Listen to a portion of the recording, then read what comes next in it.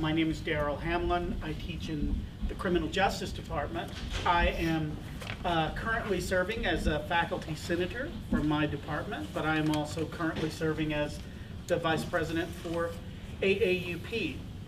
The purpose of our conversation today, and we've got a full panel here, that's kind of why we want to get started, but the purpose that we have had this is because in maybe the last 5 years or so, we've had a number of people join our university community who may not understand the distinctions between Faculty Senate and between AAUP, and to understand that they are different kinds of voices for faculty in the role of shared governance, but that they also,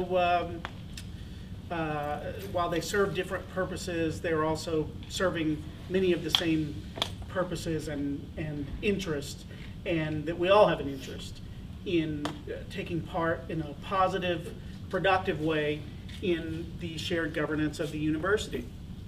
Now, the way these Times Talks usually work is that there's an article that is associated with the conversation. The article, where there's a couple of them that we picked out, they both have to do with Governor Scott Walker in Wisconsin and his relationship and some of the work that he has done with the universities and with larger unions in the state of Wisconsin. We are not necessarily saying that we think a lot of the problems that they have had are problems that we have or necessarily expect here. But it's worth noting that Wisconsin is traditionally a very progressive state, and that if it can happen in Wisconsin, that they could have troubles with between governance structures and unions, that it can happen pretty much anywhere. This is part of the larger conversation that's going on in American politics today. So what we've tried to do is to gather a panel of people, both from Faculty Senate and from AAUP, who could help us to distinguish the different roles and the definitions of these two organizations, but also to give us a little bit of the historical background, as well as drawing to the surface some of the issues that we may be likely to see, and to invite people to participate in, not just today, but in an ongoing conversation through Faculty Senate and the AAUP,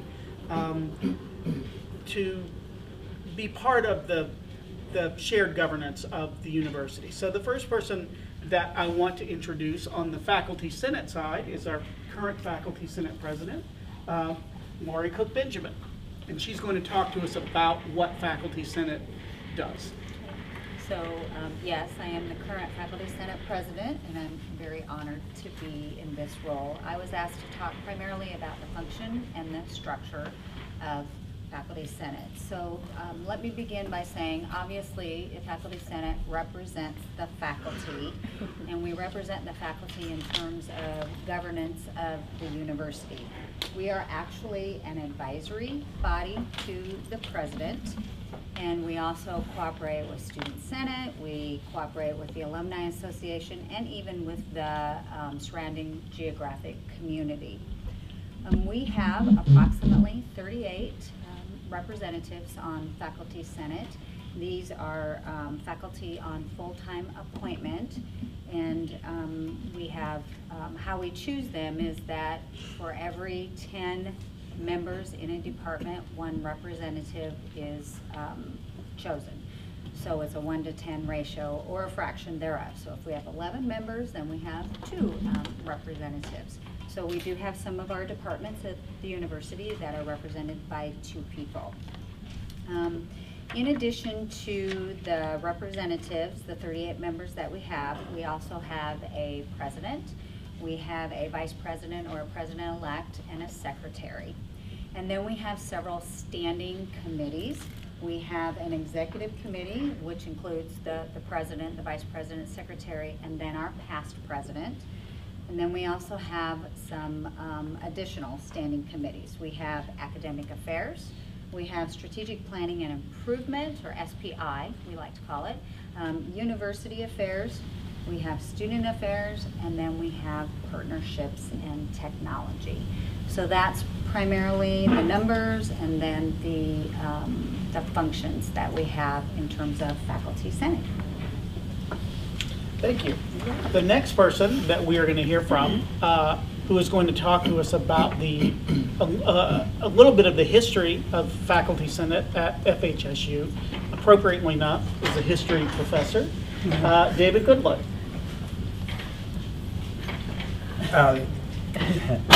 It's good that the history of the Faculty Senate isn't that long, since we don't have that much time. It's been in existence for only a few decades. It is. I mean, faculty senates at universities all over the United States have ostensibly similar roles, which is that they are advisory. They don't have formal decision-making capability or function in the university itself, but they tend to carry weight in many cases because they are a voice through which faculty try to exercise influence.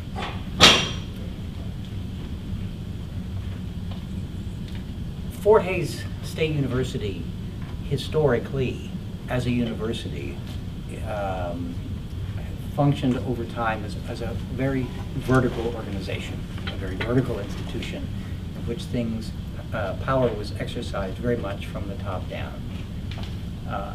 So when the Faculty Senate was created, it reflected that, in that I believe for a while, from the moment it was created, the president of the Senate was a dean, which is not typically the case in faculty senates. Gradually, it evolved away from that and became an institution in which it was entirely technically faculty run rather than having an administrative component in how it was run. And then over the past few decades, it has become, with kind of fits and starts, somewhat more active in attempting to influence the direction of the university, the policies of the university. A lot of that is simply dependent upon who's in the Senate. That different people make up different institutions, and the individuals affected as well, and how much they want to do it. It is what the Senate requires is that the people in it devote some time to it if they want to make a difference. And different people have different professional agendas. They have to fit that in, and therefore you'll have some people more willing to devote more time to it at one point than at another.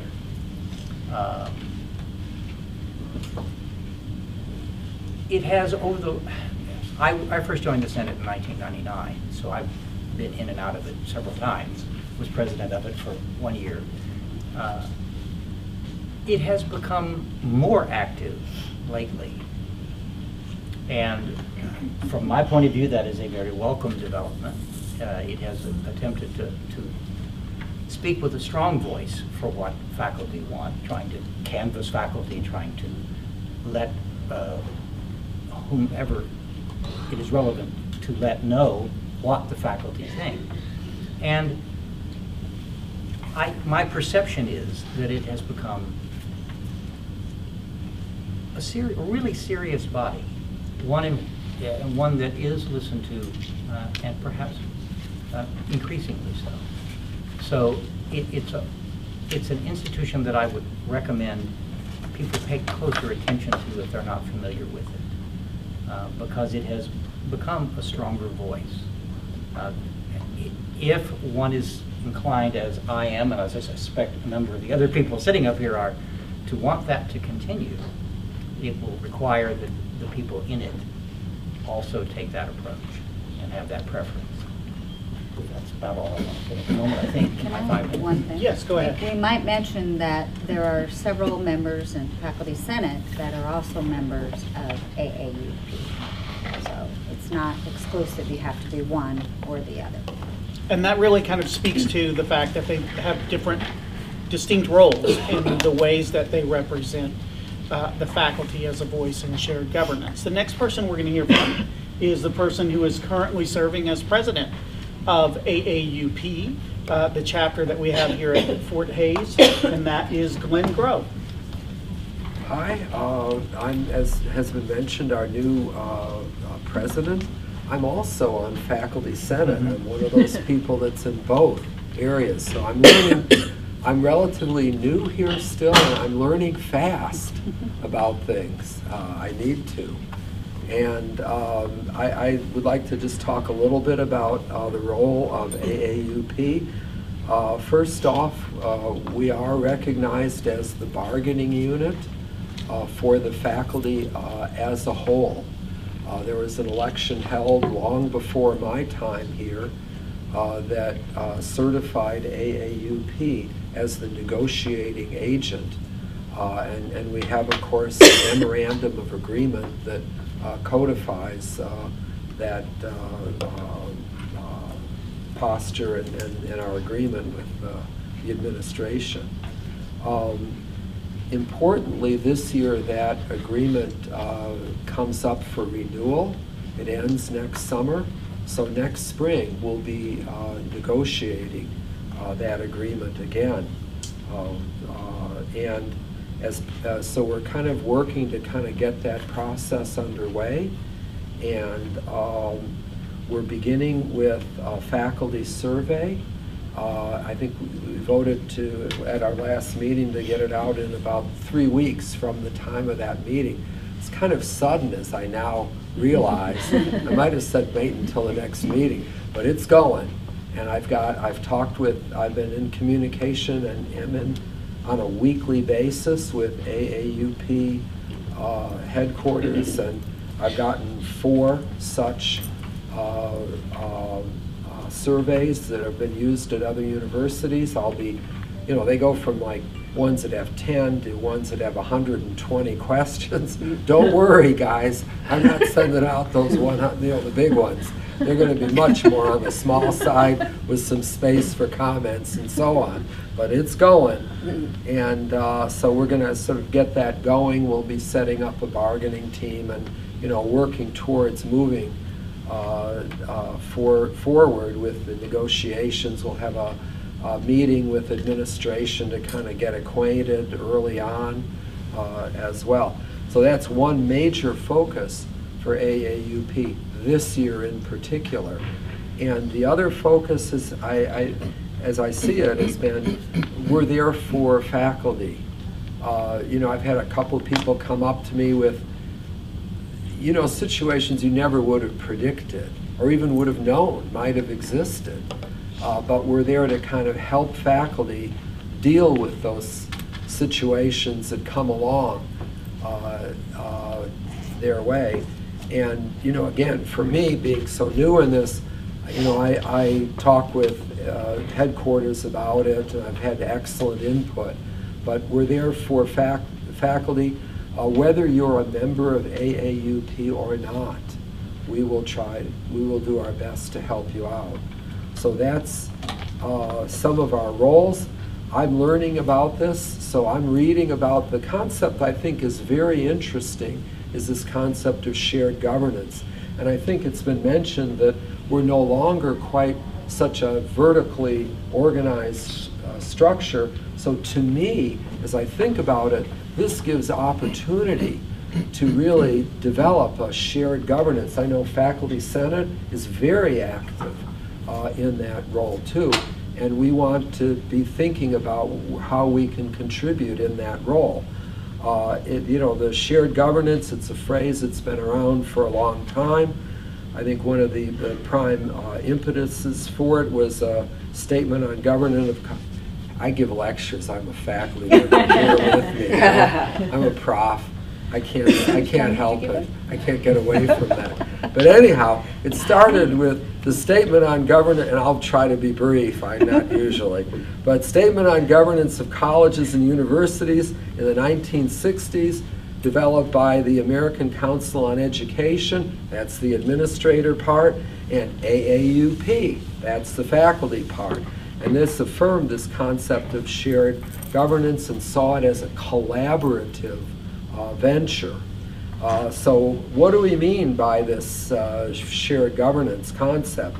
It means essentially that faculty and staff, participate in planning and decision making, that there's a balance between that participation and then administrative accountability, which is there too, because after all, these universities, there's a governance board.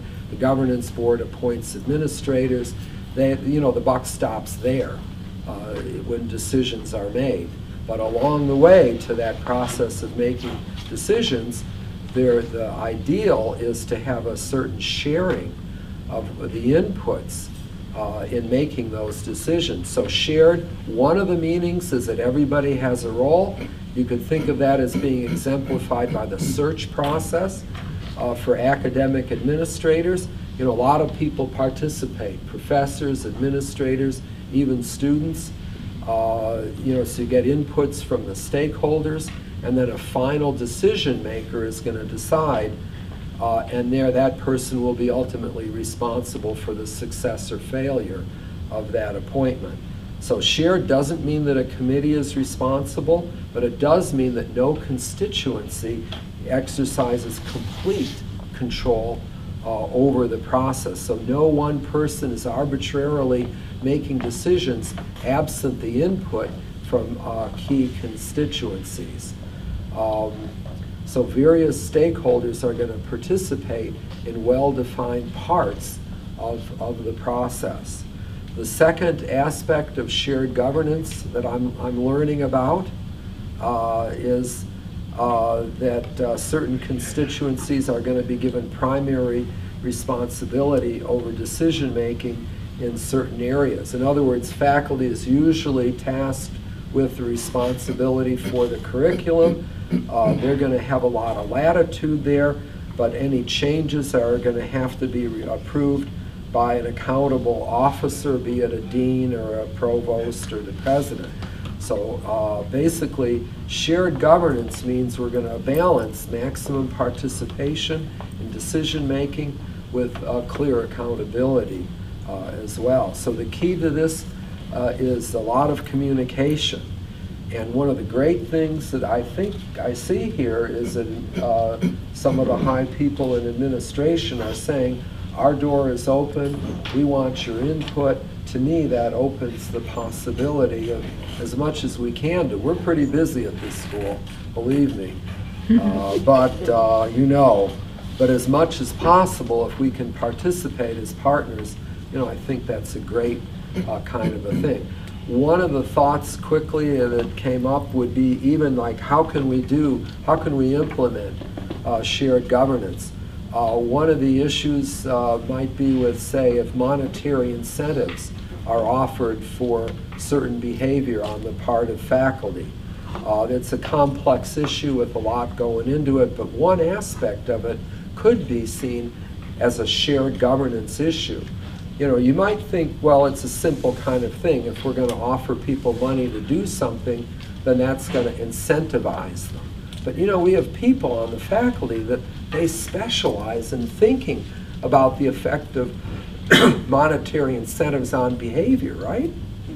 Economics, psychology, and believe it or not, I love reading studies, and so I read a study about this, and they had, the situation was applied, a monetary incentive to parents in daycare. They were going to fine the parents if they came up late to pick up their kid, right? Because they don't want this. So they're going to give them a monetary incentive if they're going to pay if they come pick up their child late from daycare. So guess what the effect of the incidents on picking up their kids late was of this monetary incentive? They either lost business or everyone was late.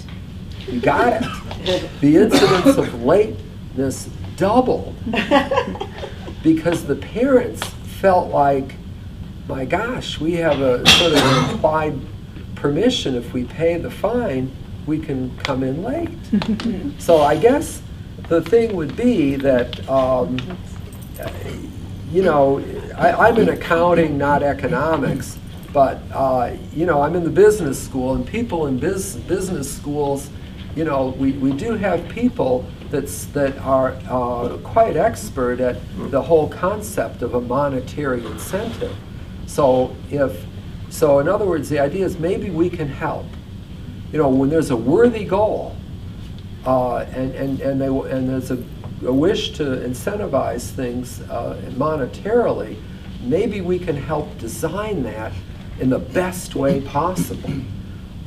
So I think what we're hoping is that with the new regime, shall we say, at the top, there's definitely openness to more participation. We're hoping we can kind of be more active in that way. Thank you. Okay, thanks, Glenn. Now, sort of as the sort of counterpoint to what Dave did in terms of talking about the history of Faculty Senate, Keith Campbell is going to talk a little bit about the history of AAUP on this campus. Okay, thank you. The Fort Hays AAUP chapter started in 1996. I have a copy of the original charter. There were about 45 faculty members who were charter members of that, and based on looking over that list of faculty members, there are only three who are still here at Fort Hays State. So I was one of those three, excuse me, one of those 45, one of the three still remaining. I've been here for 41 years. I've served as faculty, or excuse me, the AAUP chapter president for 1 year. I've served as vice president for about 5 years. And it's a considerable amount of responsibility, and I want to thank the leadership of our chapter right now for the commitment that they've made. So why did we organize in 1996?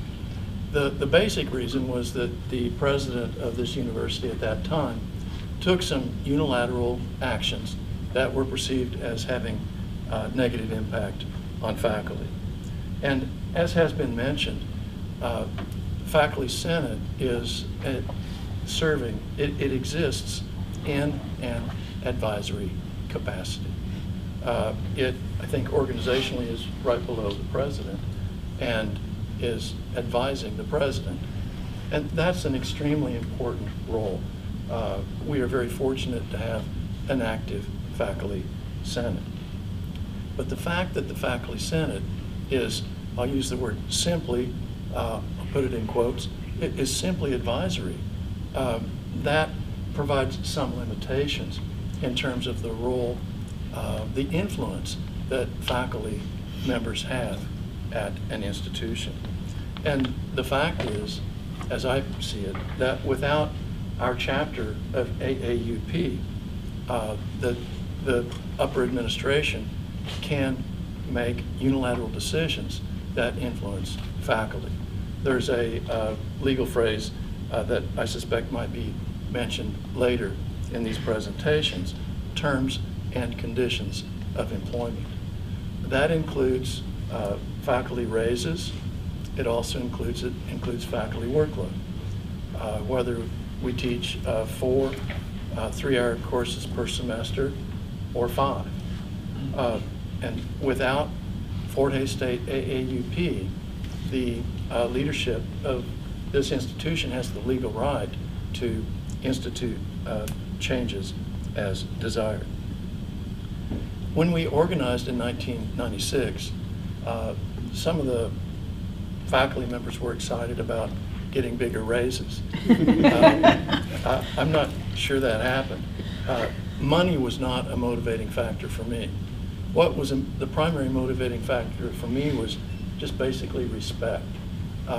Being treated with the respect that perhaps I incorrectly assumed that I should receive. But I remember at that time, a couple years prior to that, feeling essentially like an untrained factory worker. I felt like I was being treated in a manner similar to that. In 1994 and 1995, the president of our university made several unilateral decisions that were unpopular to faculty members, and that is the impetus for the organizing of our chapter. One of the decisions that the president made was to hold a vote at an end of the year meeting, right before, we have those every year. They're in May. They're right before finals week. The president talks about a number of issues. There's some other reports that are provided. And one of the issues that's often discussed is what it looks like for raises that year, what the legislature, what it looks like they're going to be doing. Well, in that meeting, I'm guessing it would have been around 1995 for that meeting, there was, at that time in our 4 days history, there was a controversy surrounding the library. There was either a cut to library resources or something else, that there was a perception of not enough money was coming to the library. And for several months there was discussion between the president and members of the faculty about this.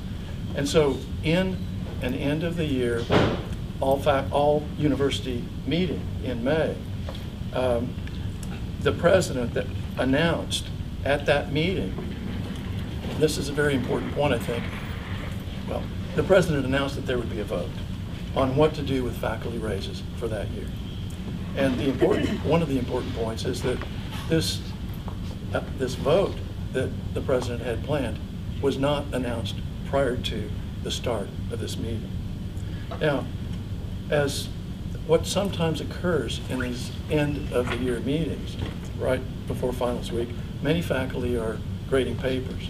And that year in particular, there was low attendance of faculty members. Typically, when I've attended these meetings, and I must confess that I don't always, there's high attendance of administrators. Administrators are expected to be there. Chairs, deans, and higher ranking administrators. So high attendance of administrators, low attendance of faculty members. Everyone was allowed to vote. So administrators who held up their hands supporting that the faculty raises for that year would go to the library, were voting on money that didn't affect them. They were in a separate budget item.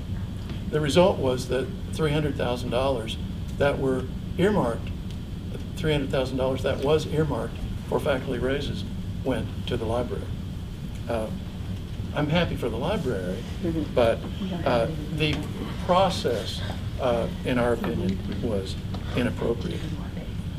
Probably most presidents of universities consider themselves to be kind and benevolent.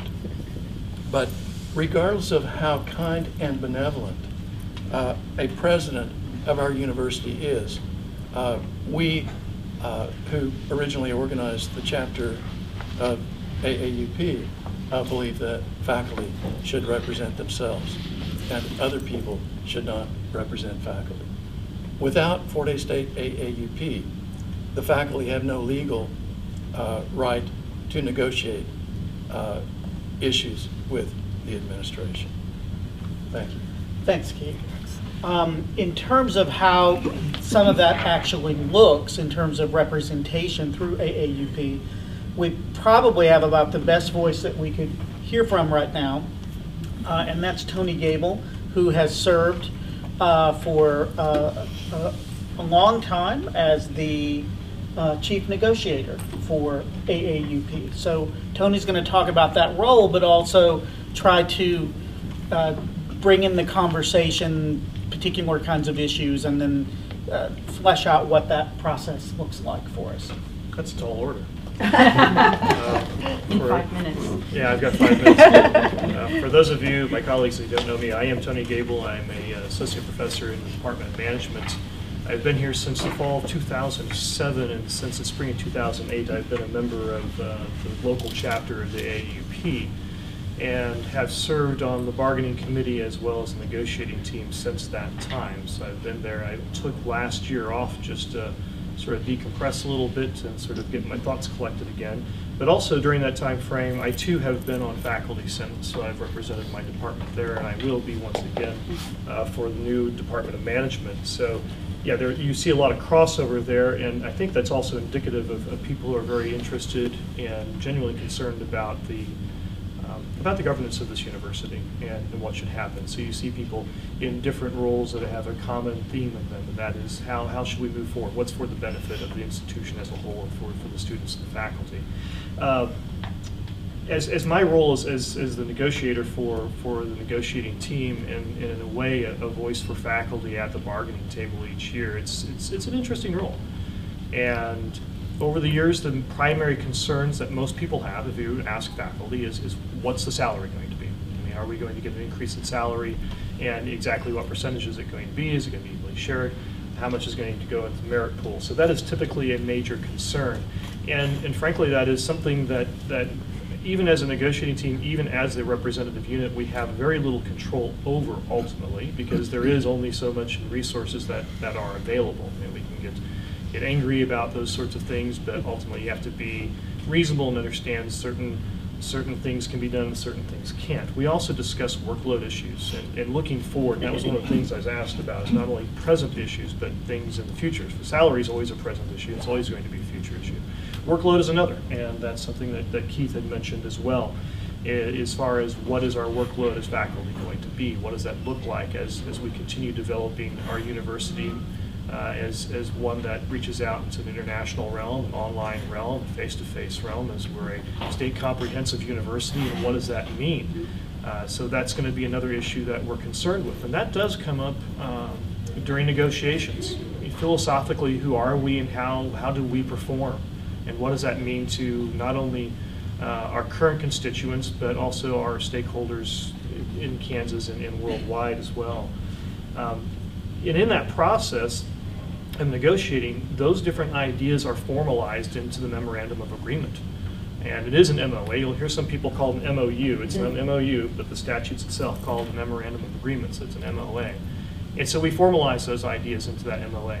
And that MOA can, this year, for example, this spring, it's open. It's open, all parts that are open to renegotiation, which is, it's a double-edged sword. It's both a blessing and a curse, because there are some things in there that maybe we don't want to negotiate, other things that we definitely do. Every year, all we can, on off years, the 2 of the 3 years after we've completed a new MOA, we only negotiate salary. That's the biggest thing that we negotiate. But now everything is open. And as we move forward, who we are becomes a very important question about what that document will look like. And so, as I said, those things become formalized in that document. To give you one piece of it, the whole tenure process of tenure and promotion, that is formalized inside the MOA. Without it, it becomes a procedure that's established by the administration, or maybe is established by history, by institutional practices. But here it's actually formalized in a document. It gives protection to faculty. Oddly enough, although some administrators may hem and haw about it, it also gives them some protection as well, because there are certain deadlines that must be met by the faculty too in the process. So it organizes well for both sides of the table. Trying to think of what else you'd want me to suggest to flesh out here. But what other things we do? People are typically surprised that AAUP provides representation to faculty who are having appeals during promotion and tenure.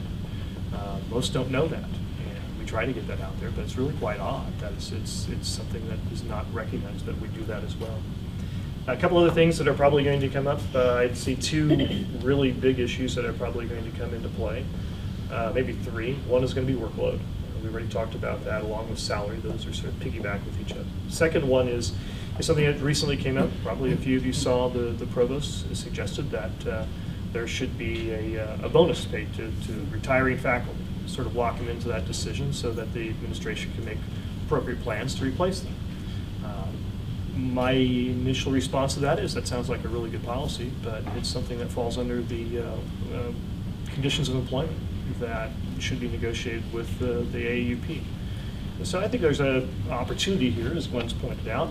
We've got a new administration in place. They're learning just like we always are learning, and so it's an opportunity to open up that dialogue and learn together and maybe take advantage of our situations to move the university forward. And probably just generally workload. Workload, I think, is the big thing that's going to come up. The provost is trying to make some inroads into that, trying to figure out how to reduce faculty workload. But some of those things may be contrary to what faculty think. After all, if we're looking at shared governance, if we look at joint efforts between the administration and the faculty to do what's best for this institution, we have to recognize those differences and work them out. I think that's about it. Well, I want to thank everybody who has participated in kind of setting the table here of the variety of issues that are related to both the work of Faculty Senate and AAUP. On a broader historical note, I would just point out that this year, I believe, is the 100th anniversary of the founding of the American Association of University Presidents. Since we began this Professors. Aspiration. We might Yeah, want to we be like to be presidents, president, we've had a number of people join us since we began. So we would like to take an opportunity to invite people to participate, to raise any sorts of questions or issues that they would like to bring up into this conversation, things that maybe weren't answered or spoken to in sort of the initial presentations here. and to eat. And to eat. Yes. Certainly want to There's invite food people. over there. We haven't had a chance to get anything to eat. I just wanted to say that I think after hearing from everybody in the panel, you can see that Faculty Senate and AAUP really are complementary processes. We have different roles, different functions, but we're really aiming for the same goal, and that is to support faculty. And in supporting faculty, what we are really doing is supporting the students that we serve at this university. And that, to me, is number one.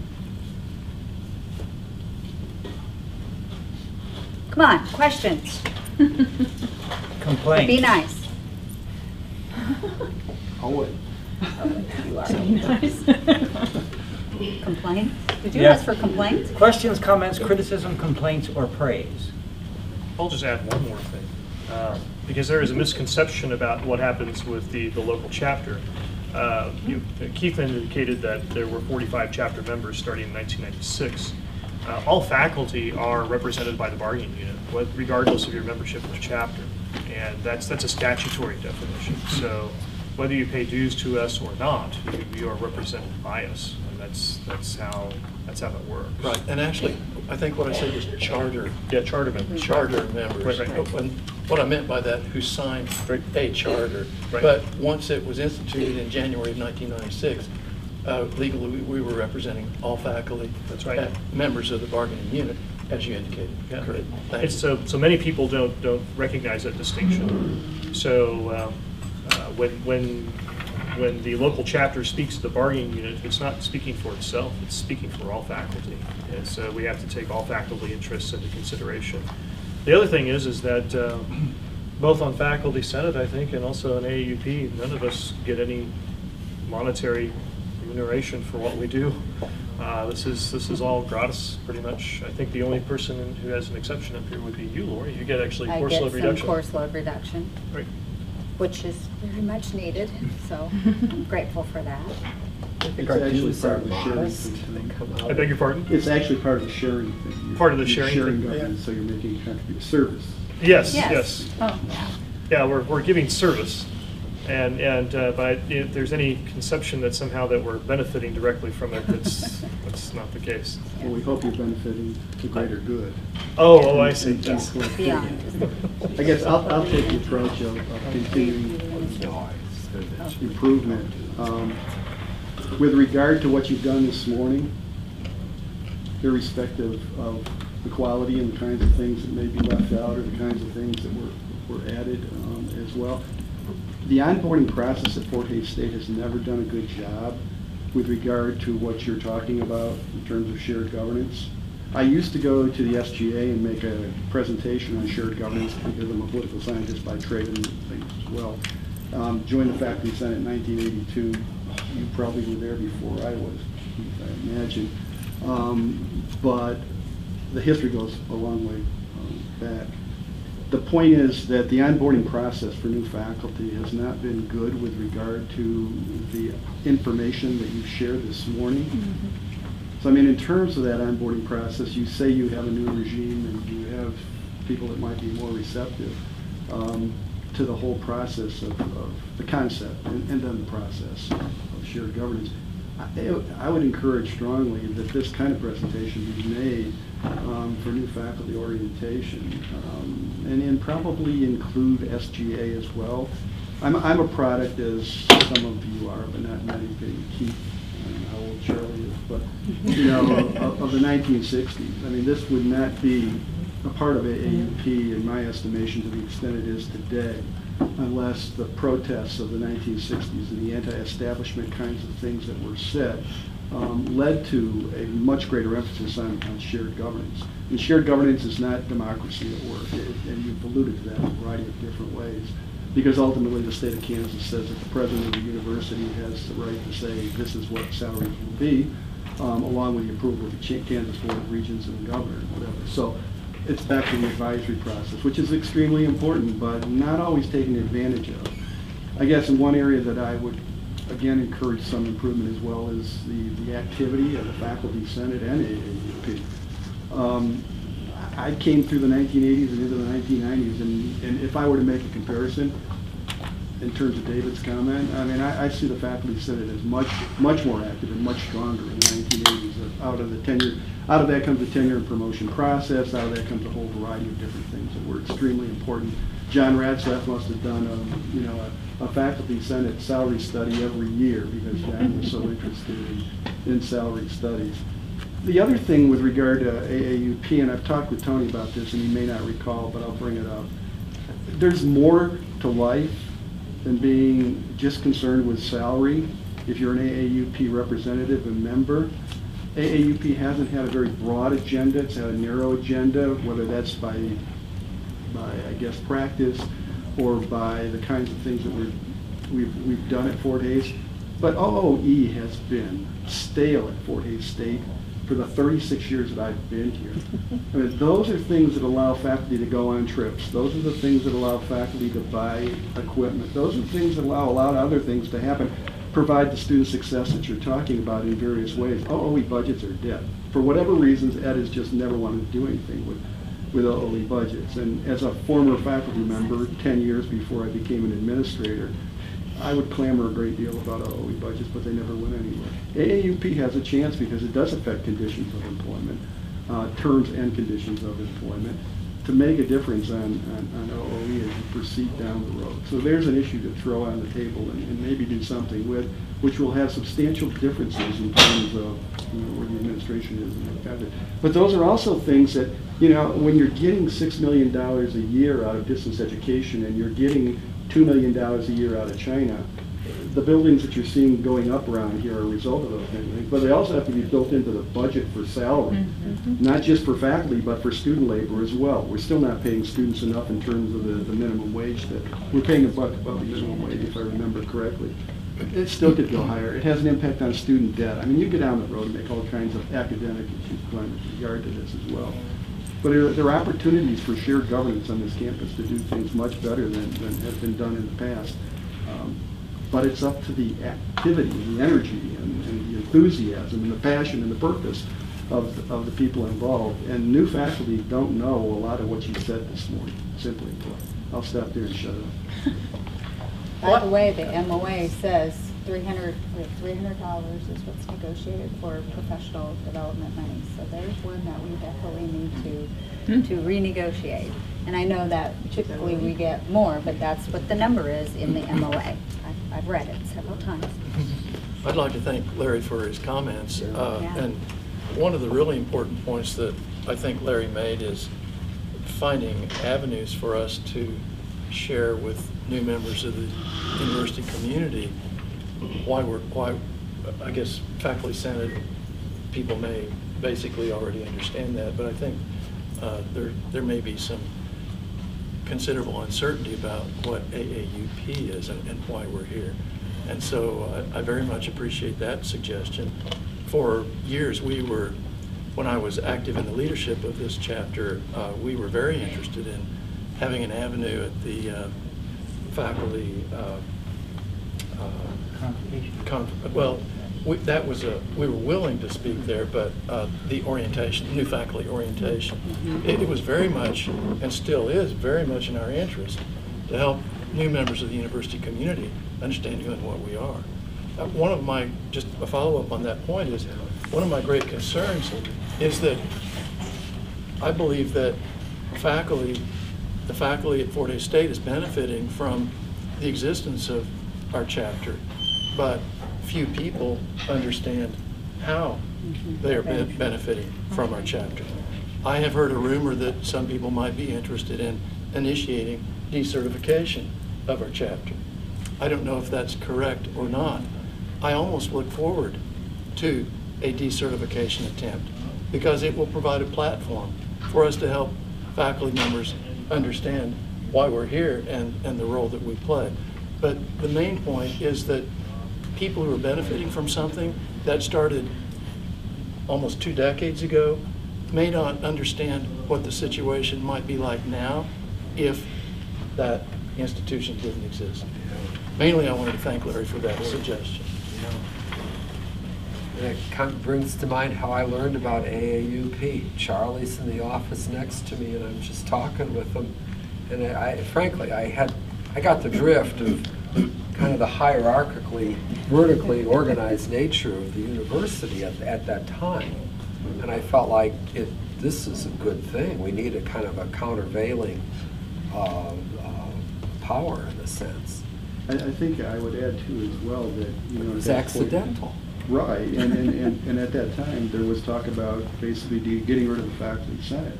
And that's happened at a lot of institutions across, it did happen in previous era at a lot of institutions across the country. It's not happening so much now because basically the kinds of things that we talk about with regard to unionization, whatever, are not there out in the larger national landscape at this point, in the political landscape. But I think that's important, as you suggested earlier, for faculty to understand the complementarity and the distinctions between both and how they're being served by those entities. That's not entirely clear. I don't know if you have a website or not, but it seems to me in this day and age, it would be very important for faculty at least have access, or even on the Fort Hays State website as well, in terms of mission and a whole variety of other things. I've not seen it. Maybe I haven't been looking where I should look, but it sure makes sense to me. I'd like to make another quick point, Go ahead, if that's sure. okay. There are a lot of people in the United States who are very anti-union. And I think a lot of controversial issues have good points on both sides. It's my understanding that the type of union that is objected to by most people is the unions in those states that are not right-to-work states that require every worker, whether they want to or not, to be a member of the union and pay union dues. Kansas, on the other hand, is a right-to-work state, which I'm not an attorney, but my understanding of that is that collective bargaining units can exist, but the people who are being represented by those units are not required to pay dues.